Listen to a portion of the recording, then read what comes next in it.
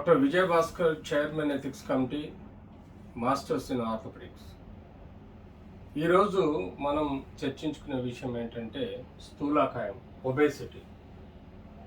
Obesity అన్నది స్థూలకాయంలో body BMI ఏదైతే అబోవ్ 25 to 30 ఉంటుందో వారిని మనం ఒబేసిటీగా కన్సిడర్ చేయడం జరుగుతుంది. ఈ స్థూలకాయం అన్నది వేరియస్ రీజన్స్లో మనం చెప్పుకోవడం జరుగుతుంది. ఈ కాలంలో సెడెంటరీ లైఫ్లో ఎక్కువగా తినడం, తక్కువగా పనిచేయడం వల్ల మన బాడీలో ఒకలాంటి ఫ్యాట్ లెవెల్స్ సబ్క్యూటేనియస్ టిష్యూ నుంచి మొదలెడితే వైటల్ ఆర్గన్స్లో కూడా ఇట్లాంటి సమస్యలు వస్తుంటాయి. అంతేకాకుండా కొంతమందికి ఎండోక్రైనల్ డిజార్డర్స్ వలన కూడా ఒబేసిటీ వస్తుంది. కొంతమందికి ఫ్యామిలీ హెరిడిటరీ సమస్యల వలన కూడా ఈ యొక్క ఒబేసిటీ వస్తుంది.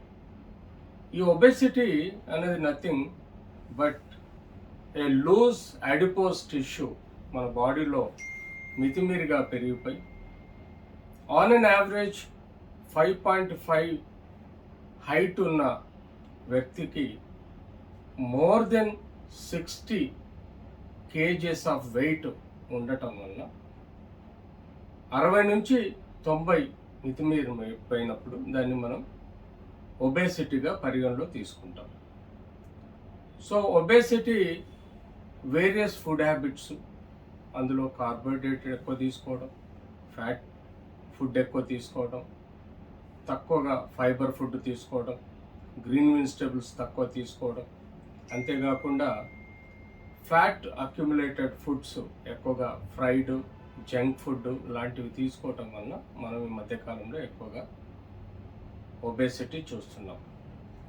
సో ముఖ్యంగా చెప్పుకుంటూ పోతుంటే మనకు ఇందులో ఎన్నో ఒబేసిటీ వలన ఎన్నో రోగాలు, ఎన్నో హెల్త్ ప్రాబ్లమ్స్ మనం చూస్తున్నాం. అలాంటి హెల్త్ ప్రాబ్లమ్స్లో ముఖ్యంగా ఈ ఒబేసిటీ వలన మనం పరిగణలోకి తీసుకోవాల్సింది బాడీలో స్కెలెటన్, అంటే మన ఎముకల సమూహం బరువు కన్నా ఈ యొక్క కణాల సాఫ్ట్ టిష్యూ, అంటే సాఫ్ట్ టిష్యూలో ఎముకలుతో పాటు అటాచ్ ఉన్న కండరాలు, టెండన్స్, లిగమెంట్స్, జాయింట్స్, వీటితో పాటు మజిల్స్, అలాగే ఆర్గన్స్ అంటే అవయవాలు, ఇవన్నీ మనకు ఒక పాలైతే ఈ ఒబేసిటీలో ఫ్యాట్ కంటెంట్ మితిమీరిగా పెరగటం వల్ల తద్వారా మనకు skin problems, loosening of the skin అవుతుంది. ఒబేసిటీ వలన బీపీ, షుగర్స్ రావడం, వచ్చినవి కంట్రోల్ కాకపోవడం, ఒబేసిటీ వలన లివర్లో ఎక్కువగా ఫ్యాట్ అక్యుములేట్ చెంది లివర్ డిజీజెస్ రావడం, ఒబేసిటీ వలన జాయింట్స్ మీద బరువు పడి జాయింట్స్ అరిగిపోవడం, దెబ్బతినడం, ఒబేసిటీ వలన కళ్ళల్లో కానీ నరాల మీద కానీ ఒత్తిడికి లోనై మనకు నరాల సమస్యలు డెవలప్ అవడం, ఒబేసిటీ వలన మనకు ఒకలాంటి ప్రక్రియ న్యాచురల్గా రోజు చేసే యాక్టివిటీస్ స్తంభించిపోవడం, తగ్గిపోవడం, ఒబేసిటీ వలన కాస్మెటిక్ రీజన్స్ అంటే సోషల్గా మూవ్ అవ్వడానికి కూడా కష్టంగా అవుతుంది. సో ముఖ్యంగా మనం ఒబేసిటీలో యాజ్ పర్ ద కాజెస్ చూసాము. ఇప్పుడు దానికి ఏం చేయాలి, ఎలాంటి ప్రక్రియ ద్వారా మనం డయాగ్నోజ్ చేయాలి. ముఖ్యంగా ఇందులో బిఎంఐ, బాడీ మాస్ ఇండెక్స్ అన్నది మనం క్యాలిక్యులేట్ చేసి అది అబోవ్ 25 to 30 ఉన్నప్పుడు, అంటే బిఎంఐ 25 నుంచి 30 ఉండటం వలన మనము దీన్ని ఒబేసిటీలోకి కన్సిడర్ చేయడం జరుగుతుంది. అంటే యూజువల్గా 5.5 హైట్ ఉన్న వ్యక్తి మోర్ దెన్ 60 to 68 kgs బరువు ఉండడాన్ని ఈ బిఎంఐ రేషియో మనం ఎక్కువ 25 అబౌవ్ చూడడం జరుగుతుంది. సో వీటిని పరిగణలోకి తీసుకొని ఈ బిఎంఐ క్యాలిక్యులేషన్ రెగ్యులర్గా చేయడం జరుగుతుంది.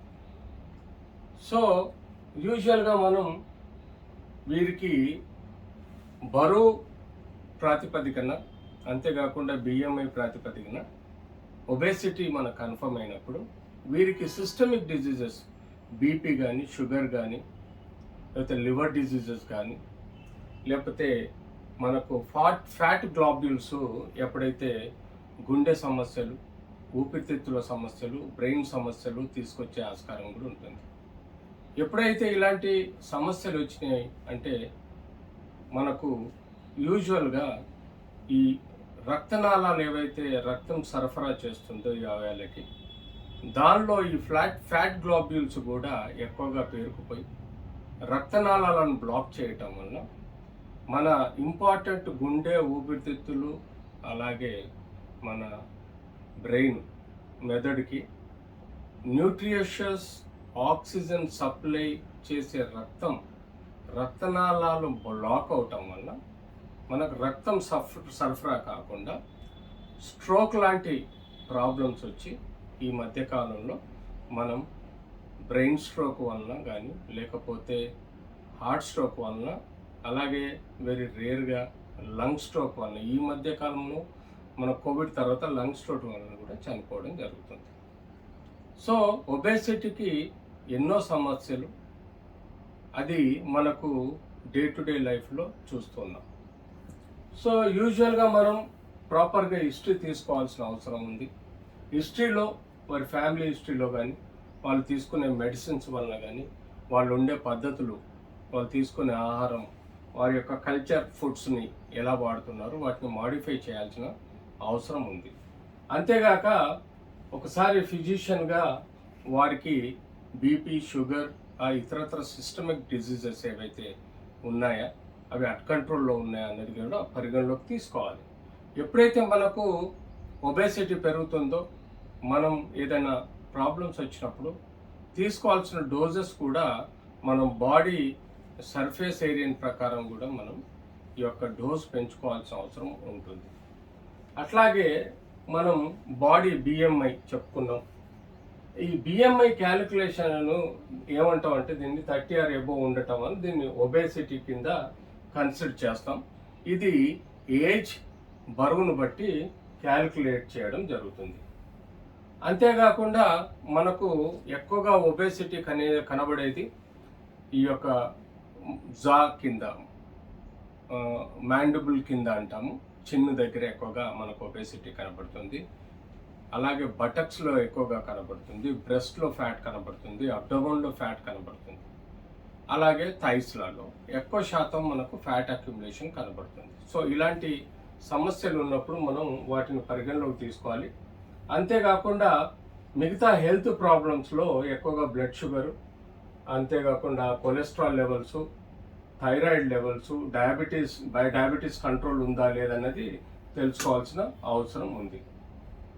ముఖ్యంగా ట్రీట్మెంట్లో మనం ఒబేసిటీ కంట్రోల్ చేయాలనేది మోస్ట్ ఇంపార్టెంట్. పరిగణలోకి తీసుకున్నప్పుడు బరువు ఎలా తగ్గించాలి అన్నది మోస్ట్ ఇంపార్టెంట్గా మనం తీసుకుంటాం. గోల్ ఏంటంటే హైట్కు బిఎంఐ మాస్ బిలో 25 మెయింటైన్ చేసే విధంగా మనం ప్రయత్నం చేయాలి. ఇందులో ఏ గోల్ రూపంలో మీకు ఒబేసిటీ తగ్గించాలనుకుంటే ఆ గోల్ రూపంలో కారణాలు మనం మొదట హిస్టరీ ప్రకారం తెలుసుకున్నట్టుగా దానికి రివర్సల్లా మనము ట్రీట్మెంట్ ఇవ్వాల్సిన అవసరం వస్తుంది. సో ఏమవుతుందంటే ఒకేసారి పూర్తిగా బరువు తగ్గించడం కూడా రిస్క్ ఉంటుంది. కాబట్టి చాలా జాగ్రత్తగా వైటల్స్ మానిటర్ చేస్తూ వాళ్ళకి న్యూట్రిషన్ కరెక్ట్ క్యాలిక్యులేషన్లో ఇస్తూ ఒబేసిటీ తగ్గించడానికి ప్రయత్నం చేయాలి. అందులో ఎక్కువగా డైటరీలో కార్బోహైడ్రేట్ తక్కువ చేయండి, ఫ్యాట్ తక్కువ చేయండి, ప్రోటీన్ సఫిషియెంట్ తీసుకోండి, గ్రీన్ వెజిటబుల్స్, గ్రీన్ సలాడ్స్ సఫిషియెంట్గా తీసుకోండి, ఫైబర్ ఫుడ్ ఎక్కువ తీసుకోండి. అంతేకాకుండా లిక్విడ్ డైట్ ఎక్కువ తీసుకోండి. ఇలాంటి కొన్ని ప్రక్రియలు, lemon with honey, minimal honey, lemon with salt and sugar కూడా వీలైతే అవాయిడ్ చేస్తే బెటర్. ఇన్పుట్ ఎంత ఉందో అవుట్పుట్ కూడా మనం అంతే ఇవ్వాలి. మనం ఈరోజు 100 క్యాలరీస్ ఫుడ్ తిన్నాం అనుకోండి, ఆ 100 క్యాలరీస్ మనం చేసే పని ద్వారా వెచ్చించే ప్రయత్నం చేయాలి, లేకపోతే అది ఇంబ్యాలెన్స్ అయ్యి బాడీలో ఫ్యాట్ పెరిగే ఆస్కారం ఉంటుంది. సో క్యాలరీస్ క్యాలిక్యులేట్ చేసుకోవాలి. ఏ ఫుడ్లో ఎంత క్యాలరీస్ ఉన్నది అన్నది క్యాలిక్యులేట్ చేసుకొని తినడం మనకు ముఖ్యంగా ఇంపార్టెంట్.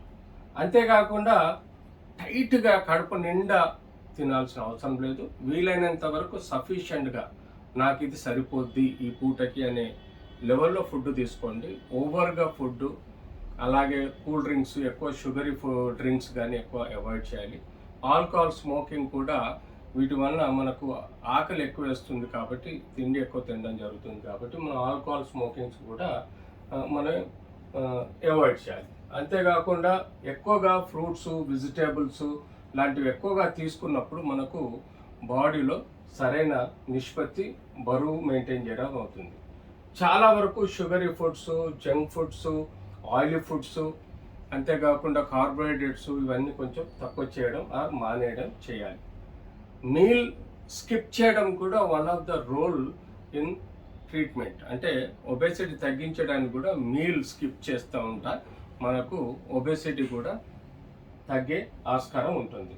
అలాగే రోజు కనీసం ఎక్సర్సైజెస్, వాకింగ్, ఫిజికల్ యాక్టివిటీ, అంటే మన ఇంట్లో ఇంటి పని కానీ, తోట పని కానీ, ఇతరత్ర మనకింటికి సంబంధించిన పనులు కూడా చేసుకుంటూ మనం ఎక్కువగా క్యాలరీస్ స్పెండ్ చేస్తూ ఉండాలి. ఎక్కువగా సెడెంటరీగా కూర్చునే బదులు ఎక్కువ నడుస్తూ ఉండాలి, యాక్టివిటీలో ఉండాలి. అలాగే బిహేవియర్ చేంజెస్, అంటే ఈ ఒబేసిటీలో లెథార్జినెసెస్, నెగ్లిజెన్స్ ఎక్కువ ఉంటుంది. అంతేకాకుండా పిల్లల్ని మనం ఎక్కువగా చేస్తే, ప్యాంపరింగ్ చేస్తే కూడా ఈ ఒబేసిటీ పెరుగుతుంది. కాబట్టి వాళ్ళకి మంచి కౌన్సిలర్స్ మెంటర్షిప్ చేసి వాళ్ళ మనసులోని ఒక మార్పు తీసుకొచ్చి ఒబేసిటీ వల్ల ప్రాబ్లమ్స్ ఏమున్నాయి, వీటి వల్ల మనం ఎలా ప్రాబ్లమ్స్ ఎదుర్కొంటాం ఫ్యూచర్లో అనేది చెప్పి వాళ్ళల్లో ఎక్కువగా ఓవర్ తినడం కానీ, ఓవర్ యాక్షన్లో ఉండడం కానీ చేయకుండా వాళ్ళని జాగ్రత్తగా చూసుకోవాల్సిన అవసరం ఉంది. యాజ్ సచ్ బరువు తగ్గించడానికి ఎన్నో మందులు ఉన్నాయని మన మార్కెట్లో వస్తుంటే అందులో ఎక్కువ బ్యాప్రోపియాను, లిరాగ్లూటైడ్, ఓర్లిస్టాట్ ఇలాంటి మాత్రలు యాజ్ యూజువల్గా డాక్టర్స్గా మేము అడ్వైజ్ చెయ్యం. ఎందుకంటే న్యాచురల్గా మనకు ఎన్నో అవకాశాలు ఉన్నప్పుడు అన్నెసరీ ఈ మెడిసిన్స్ వాడటం వల్ల కూడా మనకు సమస్యలు ఏర్పడే ఆస్కారం ఉంటుంది. మనకు ఒబేసిటీలో ఎండోస్కోపిక్ ప్రొసీజర్స్ ఉన్నాయి. ఎండోస్కోపిక్ స్లీవ్ గ్యాస్ట్రోస్కోపీ అంటే ఎండోస్కోప్ ద్వారా మనము ఒక దీన్ని పంపించి, కడుపులోకి పంపించి ఏదైతే కడుపు యొక్క సైజు ఉంటుందో అది కట్ చేసి స్లీవ్ చేయడం ఒక టెక్నిక్. అంతేకాకుండా ఇంటాగ్యాస్ట్రిక్ బెలూన్ ఫర్ వెయిట్ లాస్, కడుపులోకి ఒక బెలూన్ పెట్టి దానిలో బరువు రాకుండా, అంటే ఎక్కువ తినకుండా చేసే పద్ధతిన కూడా మనము దీన్ని చేయొచ్చు. అంతేకాకుండా వెయిట్ లాస్ సర్జరీలో ముఖ్యంగా మనకు ఏదైతే గ్యాస్ మన కడుపుకు మన లాప్రోస్కోపిక్ బైపాస్ చేయడం అంటాం, గ్యాస్ట్రిక్ బైపాస్ సర్జరీ అంటాం. అంతేకాకుండా గ్యాస్ట్రిక్ స్లీవ్ సర్జరీ అంటాం. అంతేకాకుండా ఫ్యాట్ ఏదైతే ఉందో, పర్క్యూటేనియస్ ఫ్యాట్ అంటే చర్మం కింద ఉన్న ఫ్యాట్ని మనము ఈ నీడిల్స్ అండ్ ట్యూబ్స్ ద్వారా కూడా, సక్షన్ మెషిన్స్ ద్వారా మనం బయటికి సక్ చేయొచ్చు. అదర్ ట్రీట్మెంట్స్ మనం కడుపులో హైడ్రోజెల్స్ అని ఉంటాయి, లేకపోతే వేగల్ నర్వ్ బ్లాకేజ్ అని ఉంటుంది, అట్లాగే గ్యాస్ట్రిక్ యాస్పిరేట్ అని. ఈ ప్రొసీజర్స్ ద్వారా మనం ఈ యొక్క ఒబేసిటీని కంట్రోల్ చేసే విధంగా మనం మేనేజ్ చేయొచ్చు.